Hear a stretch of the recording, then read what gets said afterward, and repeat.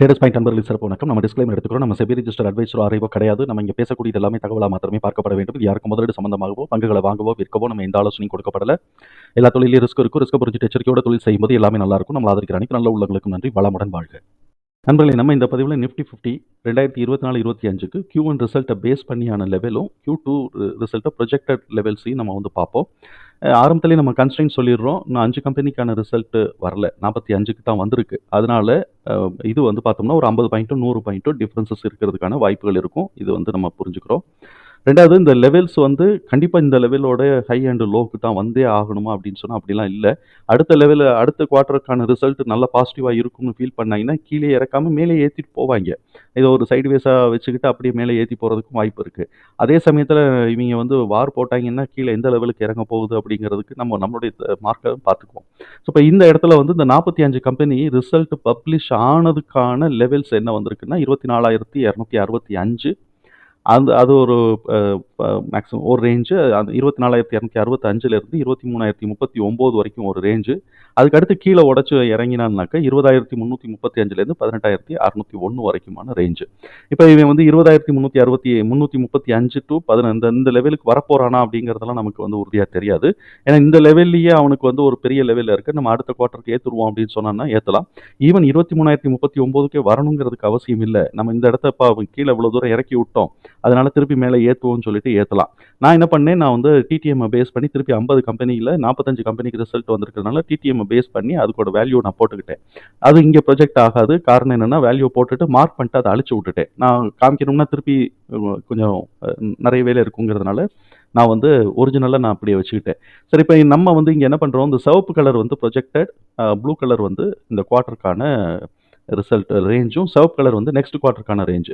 இப்போ சிவப்பு கலரை நான் வந்து என்ன பண்ணுறேன்னா ஆஃப் பண்ணிட்டு ஹைட் பண்ணிவிட்டு ப்ளூ கலரில் வச்சுட்டு இந்த குவார்ட்டருக்கான ரேஞ்ச் பார்த்துக்கலாம். இவன் வந்து என்ன பண்ணுறான், Q1 டு Q2 அதான் நம்ம போட்டிருக்கிறது. 24,265 இதான் லெவல்.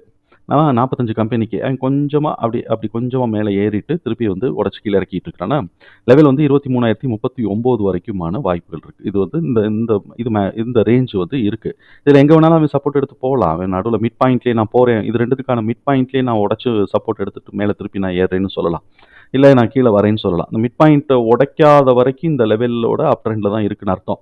இப்போ இதோட மிட் பாயிண்ட் அப்படிங்கிறது கிட்டத்தட்ட வந்து ஒரு 1,200 கிட்டக்க இருக்கு இல்லைங்களா? அப்போ 23,600 நம்ம போட்டுக்கலாம். மிட் பாயிண்ட்டுங்கிறது 600 பாயிண்ட் தானே. வந்து 23,600 இந்த ரேஞ்சில் வந்து சப்போர்ட் எடுக்கலாம். அதை வந்து சின்னதாக வேணால் மார்க் பண்ணலாம். இந்த ரேஞ்சுக்குள்ளே அவன் சப்போர்ட் எடுத்தால் சரிதான். இந்த ரேஞ்சை உடச்சிட்டான்னா அப்புறம் கீழே இவ்வளோ தூரம் வர்றதுக்கான வாய்ப்புகள் இருக்குன்னு தான் நம்ம புரிதல். அப்போ அவன் இந்த ரேஞ்சோட மேலே ஏறுறான்னு வச்சுக்கோமே.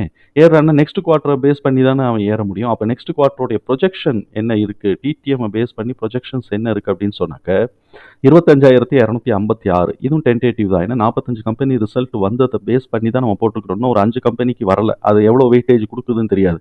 அதனால நம்ம வந்து இதை எடுத்துக்கிட்டோம். நம்ம ரெண்டாவது ப்ரொஜெக்டடை காட்டும் கூடவே எடுத்தான்னா ரேஞ்ச் கூடலாம். அது வந்து ரிசல்ட் வரும்போது என்ட்ரி போடும்போது இந்த ரேஞ்ச் ஆல்ட்ரு ஆகும். அதே மாதிரி ப்ரொஜெக்டட் கம்மியாக எடுத்துட்டான்னாக்கா இதே லெவலோடய ஏதோ ஒரு லெவல்லையோ நின்றுட்டே இருக்கும். நம்ம என்ன பண்ணுறோம், 24,265 இப்போ வரைக்கும் இருக்குது. அந்த லெவலை உடச்சி இவன் வந்து இந்த நெக்லைனை உடச்சி போனான்னாக்க 25,256க்கு அடுத்த குவார்ட்டருடைய லெவல். அது எங்கே வரும்னா இந்த 25,256ங்கிறது இங்கே வரும்.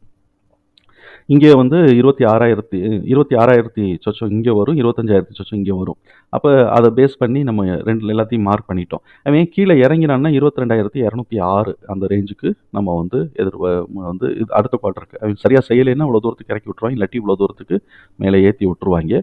லெவல்ஸ் நம்ம மார்க் பண்ணிக்கோ. நான் ஏற்கனவே சொல்கிறது தான், நான் வந்து இது ஒரு டென்டேட்டிவாக ஒரு தகவலுக்காகவோ ஒரு கைடன்ஸ்க்காகவோ தானே தவிர்த்து நம்ம வந்து F&O ட்ரேடிங்கில் இதில் வச்சு பண்ணிடாதோம். நம்ம அந்த அளவுக்குலாம் நம்ம ஸ்ட்ராங்காக நம்ம சொல்லலை. இது ஒரு டென்டேட்டிவ் ஃபிகர் நம்ம போட்டிருக்கிறோம்.